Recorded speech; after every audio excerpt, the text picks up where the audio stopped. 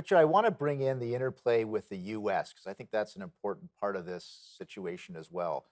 So, how does what we do in Canada impact on the US and vice versa? And how do they respond to our price controls? Another fantastic question.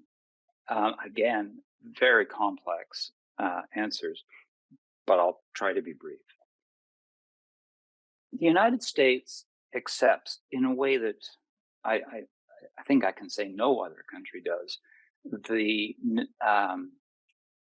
the demands of a true innovation economy.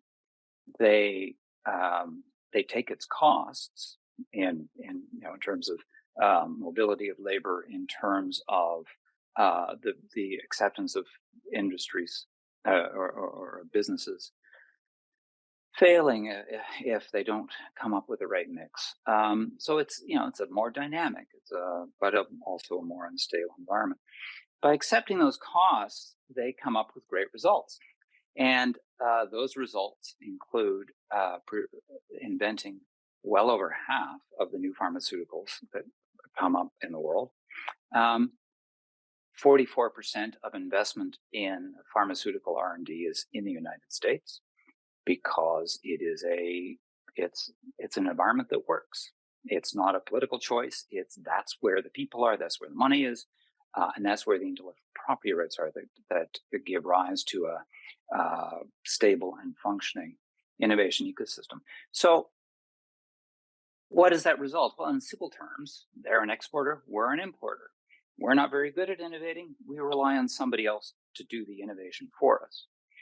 But we don't play an honest game by confiscating so much of the pricing power of drugs and saying, we just get to steal the value of drugs at the border. What we're doing is we're forcing the American consumer to subsidize our purchases, because all that money that goes into creating a return for investors in the high risk gamble of drug development has to come from someplace, and it's not coming from us. Now, the consequence of that is that the United States is now up in arms about paying, the United States consumer is up in arms about paying excessive drug prices, as they should be. Why should the United States pay prices 3.5 times Canada's, even more, even greater multiple of other OECD countries? And what is happening is that this is resulting in increasingly loud calls and legislative action for price controls in the United States. So you sort of got this tottering system where everybody kind of steals and we allow it to go along, and the United States foots the bill for everybody. Unsurprisingly, we're running out of willingness for the United States to continue doing that. And if it stops, if it implements a Canadian kind of price control system, that golden goose, all the vast benefits that come from drug development, that golden goose is going to die. And we are going to go into a healthcare slump. It's estimated that if OECD countries removed their price controls on drugs, the net economic gain through increased lifespans, better healthcare savings, so on and so forth, would be about $17 trillion over the near term. Huge amounts. Rough estimate, to be sure. But isn't it time that we understood that these benefits are great? Isn't it time that we understood that it's better to invest for the future than be penny pinching and dishonorable at the same time in the present?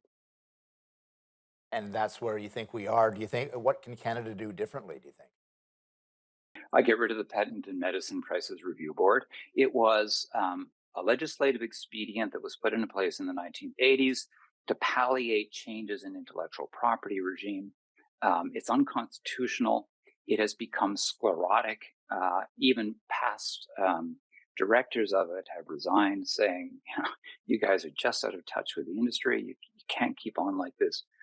Time to wipe the slate clean and get on with it. We may need some transitional measures, to be sure, to manage sudden potential increases in drug prices.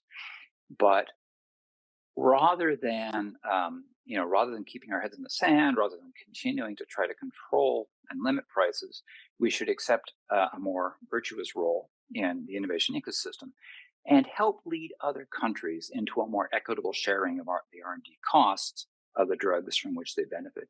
Canada can play a leadership role. When we do that, we'll get more investment in our own industries. Thank you for that. We're going to take another break. We'll be back with our guest after that break. Please stay with us.